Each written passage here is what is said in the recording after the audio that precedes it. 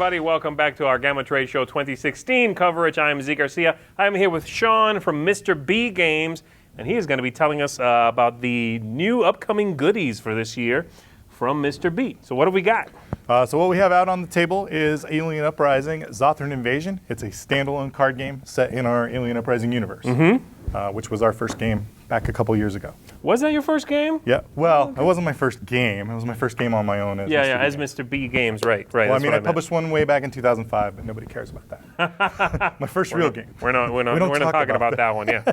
All right, cool. So this looks like you are building your own robot here. Is that what's happening? Yes. So each person's going to get a deck of hands, a la Seven Wonders style. You're going to draft one card out past the hand, and then at the end, you're going to try to assemble your robot because hopefully you were good enough to draft arms and legs and things of the such. Okay. And depending on how well you drafted, if you get similar colors, you'll get a synergy bonus. Okay. Which will get you some extra damage on your guy. Gotcha. And then once you're good to go, they'll all have different weapons like rockets, machine guns, lasers, and that's what the dice will represent. Green for lasers, red for rockets, black for machine guns. Okay. And then once everybody's drafted a robot, you're going to flip over an alien, and we're all going to basically go out there and punch him in the face until somebody defeats him. And the goal is to be the guy that defeats the most aliens. Now you want to be the one that deals the killing blow, is that right? Right. So if a guy's got 15 hit points and you do 7 out the chute, chances are your buddy's going to take him out come for in you. and swoop in, right. And where the game shines is you can play dirty tricks on one another. So you can, right before somebody's about to hit a barrage of rockets on someone, you could play an Iron Dome, which basically gives the alien a shield. So rockets don't hit him, and all of a sudden he does 2 points, and it moves back around to you, and you can come in for the kill shot. Okay. Yeah, so, and the idea is, the concept is, in Alien Uprising, they were all crew, they were tight-knit, right? They had to fight to get off the planet, and this is like 10 years in the future. They went back to Earth. Now they've been on the celebrity. They're all talk show people, and they're all famous, right? Everybody knows them from that game. Okay. And so why they're fighting is they want to prove to everybody that they were actually the ones the first time around that took the aliens out. Gotcha. So it's a little competitive. But quick, light, probably about a 30-minute game. It runs about 10 to 15 minutes per player. Okay. A little less, probably closer to 10 minutes a player. Wow, that's quick, yeah. What timetable are you looking at for this to be released? We're going to probably do a Kickstarter on it here in a few months, and I'd like to get it out, October, November-ish. Okay. Kind of the target. Okay, sounds good. Yeah. What else have we got? Well, I'll move over to a couple other things, but quick note is we're going to be doing an expansion for Heliox, and this should be going live here in about a month. Okay. So it'll be a total new set of cards, some new planets, all kinds of new gadgets. Basically, the idea is it's standalone. You could buy just it if you hadn't bought Heliox before, and you can play it right out the gate. Or if you own the original, you can have both sets, and then now you have a 4-player game. Gotcha, right. Because if you bought 2 Heliox sets, you had a 4-player game. Correct. This is a 1 or 2, but both would be a 4-player game. Now with the secondary set, then you can do that without having 2 of the same. Exactly. Feedback early on was that people really wanted it to be 4.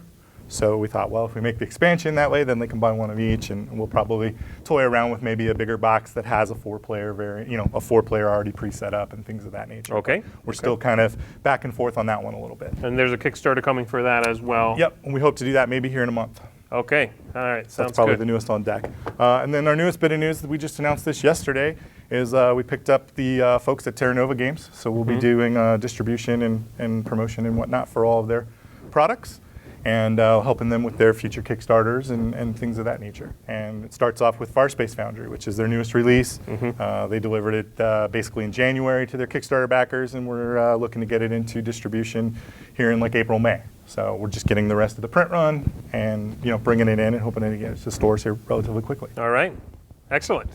And then we've got one more prototype over there that we're going to be looking at. Ooh, I'm dropping all your cards everywhere. That's okay. All right, so tell me a little bit about the game play itself here. So the crux is in the dice, of course. This is also a newer designer. His name is Maz. He's from Denmark. Okay. And we've teamed up with him and Richard Lanius are the designers of this. So we felt it was very important to bring somebody in that knew Cthulhu lore better than all of us, and I thought he would be a great developer. We brought him in for development, and he had so many good ideas that halfway along the line, the two just really started clicking it off and almost designed a new game by the time it was all said and done, and I really like where it went. Very, very proud of it. So at its core, this is kind of like reverse of all the other investigator type games. In this one, you're playing the cultists, and you're out there trying to summon your elder. Okay. You're a great one. And once you do that, that's kind of the game's over. And the board has pesky investigators that are out trying to do things that are kind of keeping you in check. Okay. So if they can get a couple of elder signs on the board, the game will just flat out end. And of course, if you can pull off all your plots and all your wicked evil deeds, then of course you'll win. And the game's going to go to 13 victory points, and you know. Now, is this cooperative? It's not cooperative. Okay. No, it's everybody, kind of a free for all.